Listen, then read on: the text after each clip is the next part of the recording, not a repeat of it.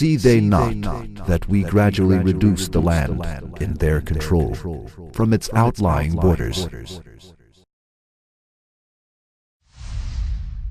See they not that we gradually reduce the land in their control from its outlying borders? These two verses of the Quran mention that the surface of earth has been reduced and diminished from its outlying borders. Has the surface of earth been reducing from its outlying borders, really? What can be the meaning of this reducing? What do scientists say about this subject? According to the information of NASA, while the Earth's equatorial radius is 6,378.5 kilometers, its polar radius is 6,357. This means a difference of 0.3%. Here, there is an indication of this flattening at poles with the following statements from the Quran. We reduce the land from its outlying borders, and we diminish the land from its outlying borders. Besides, we also point out to the following issue that there is a statement in the verse as we gradually reduce instead of we reduced. From this statement, we understand that the process of reducing still continues. If there were a statement within the verse as we reduced, we could understand that the earth was created in the same shape as it is today. The statement, we gradually reduce, informs us about a formation after a definite process. That is, reducing is still continuing. The following 2 points which stem from this verse of the Quran are in complete conformity with the discoveries of the creation of earth. 1. There is a reducing at the edges of the earth. In fact, the earth is flattened at poles and bulges at the equator.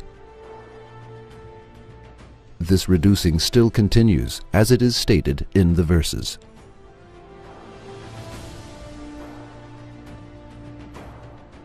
2.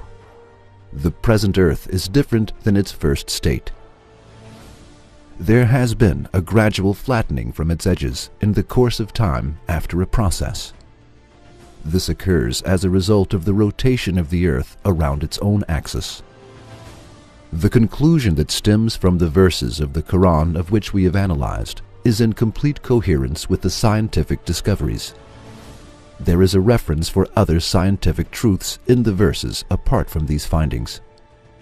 One of them is that there is a loss of matter around the earth, though very little as a result of Earth's rotation around its own axis.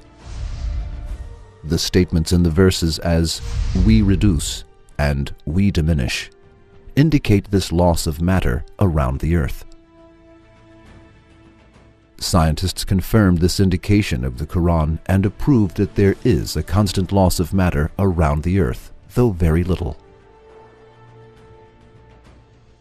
Here, these verses are also related to the decrease of land from another aspect.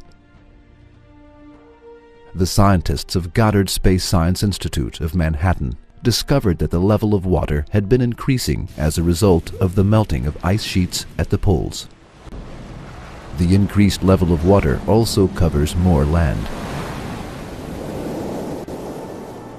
As the coasts are covered with water, the total surface area, or the quantity of land, also diminishes.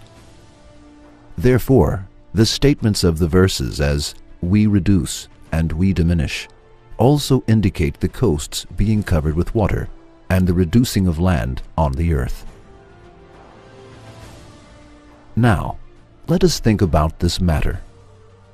It was not possible for the people who lived in the age of the Prophet Muhammad, peace be upon him, to know these scientific truths that are informed in these verses. You can even see that you cannot receive any answer from the people who are not really interested in physics when you ask them subjects such as whether a matter is flattened from its poles when it turns around its axis or not, or about the diminishing of land on the earth, the flattening of the poles, and the loss of matter on earth. This information is hardly known by any people except those who have a special interest in physics or the formation of Earth nowadays. So, how can you explain that this information exists in the Quran, which was revealed 14 centuries ago? If we attribute this book to an illiterate person, then what will we say about the scientific discoveries of this book? Did this person discover these scientific facts, which have recently been discovered in our age, on his own 14 centuries ago? Then, is there any other option than the Quran is the word of Allah? No way. The discovery of the Quran's scientific miracles in our age is an aid and support of Allah to believers against the increased attacks on religion. Today, the secrets of space and Earth have been revealed, much more so. Both the art of Allah and the Quran's miraculous declarations are understood much better.